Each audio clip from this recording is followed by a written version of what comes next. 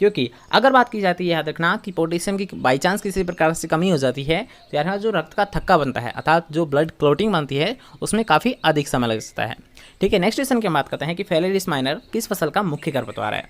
तो सबसे पहले आपको पता होना चाहिए कि फेलेरिस माइनर होता क्या है। तो याद रखना जो गेहूं सा होता है, ठीक है, जिसके सबनेम की अगर बात करते हैं तो इसे गेहूं का मामा भी बोला जाता है और गुल्ली डंडा के नाम से भी इसे जाना जाता है। ठीक है, ये तीनों ही इसके सबनेम है और ये किसके खरपतवार होते हैं, याद रखना गेहूं का होता है, क्योंकि जो फेलेरिस माइनर होता है ये गेहूं का एक नकलची अर्थात मिमिक्री खरपतवार होता है। तो नेक्स्ट क्वेश्चन है कि किस उर्वरक से प्रति इकाई मात्रा सर्वाधिक पोटेशियम प्राप्त होता है। तो ये प्राप्त होता है याद रखना म्यूरेट और पोटास से, जिसमें 60% पोटास होता है। और अगर बात करते हैं इसके केमिकल नेम की, तो इसका जो केमिकल नेम होता है याद रखना KCl अर्थात पोटेशियम क्लोराइड होता है।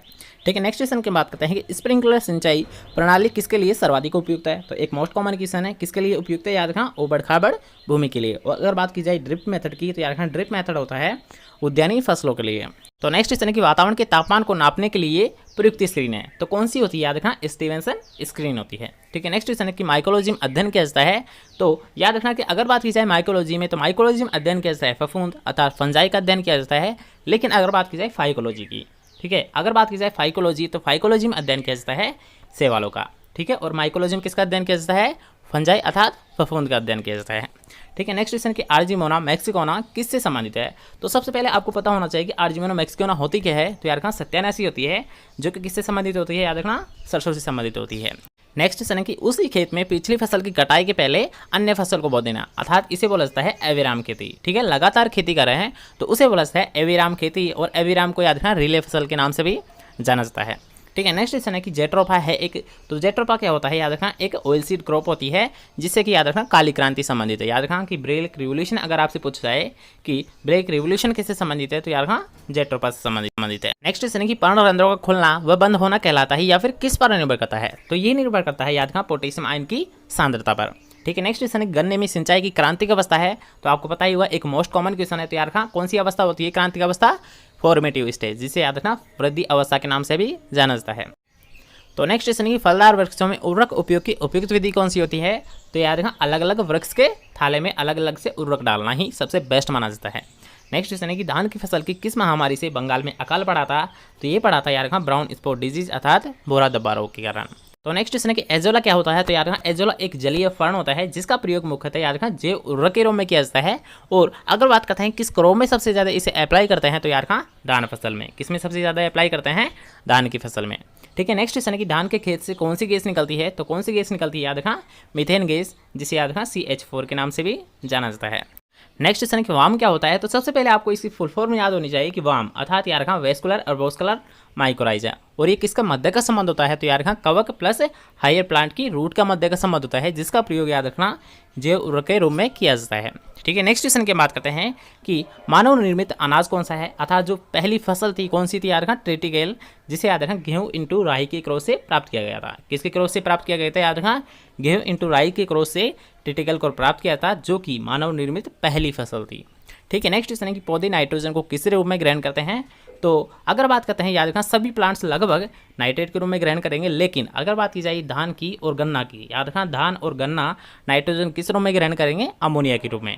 और अगर बात करते हैं अदर सभी की धान और गन्ने को छोड़कर, तो वो सभी करते हैं याद रखना नाइट्रेट के रूप में। तो नेक्स्ट क्वेश्चन है कि आलू का पत्ती संकुचन रोग होता है। तो इसका कारण होता है मुख्यतः याद रखना वायरस। ठीक है, नेक्स्ट क्वेश्चन की हम बात करते हैं कि केला बीज रहित होता है, लेकिन इसका कारण क्या होता है। तो याद रखना केला एक त्रिगुणित प्लांट होता है, सबसे पहला रीजन। ठीक है, सेकंड रीजन है कि केला में याद रखना वेजिटेटिव पार्थेनोकार्पी पाई जाती है। ये ही मुख्यतः दो कारण होते हैं कि केला बीज रहित होता है। ठीक है, नेक्स्ट क्वेश्चन है कि असमतल भूमि अर्थात याद रखना जैसे कि हमें अभी क्वेश्चन पढ़ रहा था कि उबड़ खाबड़ भूमि के लिए कौन सी सिंचाई मेथड सबसे बेस्ट माना जाता है। तो याद रखना फव्वारा मेथड अर्थात जिसे याद रखना स्प्रिंकलर मेथड के नाम से भी जाना जाता है।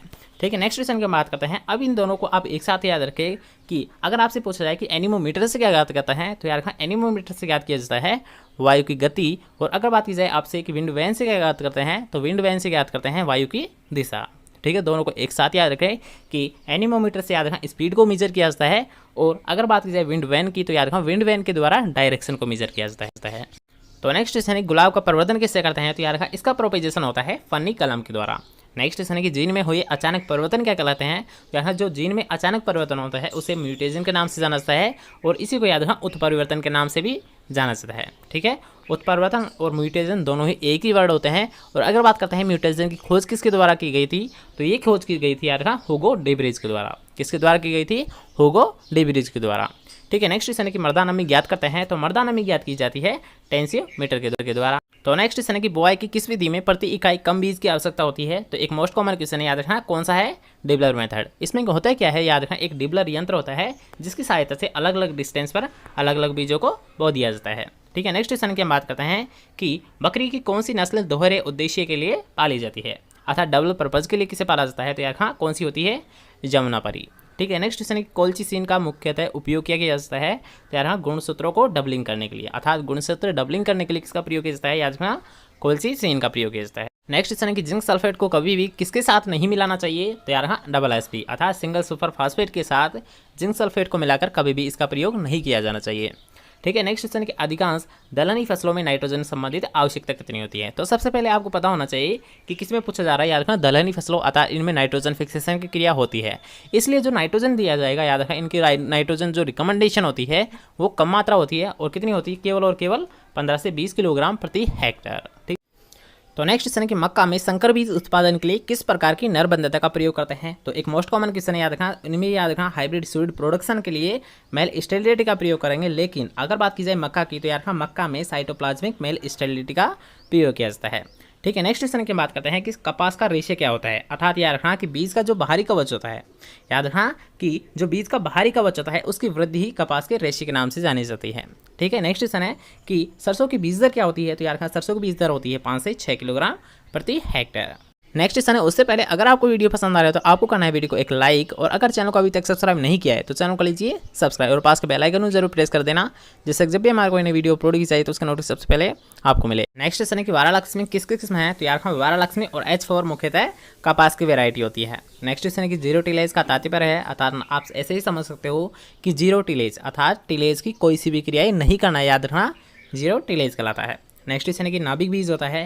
तो यार नाभिक बीज क्या होता है? 100% शुद्ध होता है, क्योंकि इसमें अगर बात करते हैं जेनेटिक प्योरिटी की, तो यार जेनेटिक प्योरिटी भी इसमें 100% होती है। और अगर बात करते हैं फिजिकल प्योरिटी की, तो यार फिजिकल प्योरिटी भी इसमें 100% होती है, इसलिए याद रखना नाभिक बीज को 100% शुद्ध माना जाता है।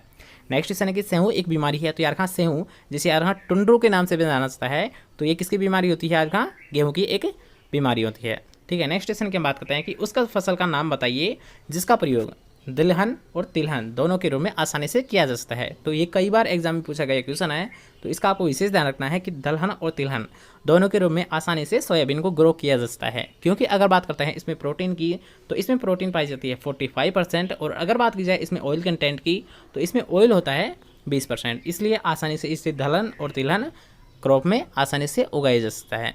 ठीक है, नेक्स्ट क्वेश्चन की बात करते हैं कि गेहूं में पंक्ति से पंक्ति की दूरी क्या रखी जाती है। तो ये रखी जाती है 22.5 सेंटीमीटर, और कई बार एग्जाम में पूछा गया क्वेश्चन है, तो इसका आपको विशेष ध्यान रखना है। ठीक है, नेक्स्ट क्वेश्चन है कि एट्राजिन है एक, तो एट्राजिन क्या होता है? एक हर्बिसाइड होता है। ठीक है, नेक्स्ट क्वेश्चन है कि सोनालिका किसकी किस्म है। तो यार हाँ, सोनालिका गेहूं की किस्म होती है। नेक्स्ट क्वेश्चन है कि DAP अर्थात डाई अमोनियम फास्फेट किसका स्रोत माना जाता है। तो यार हाँ, DAP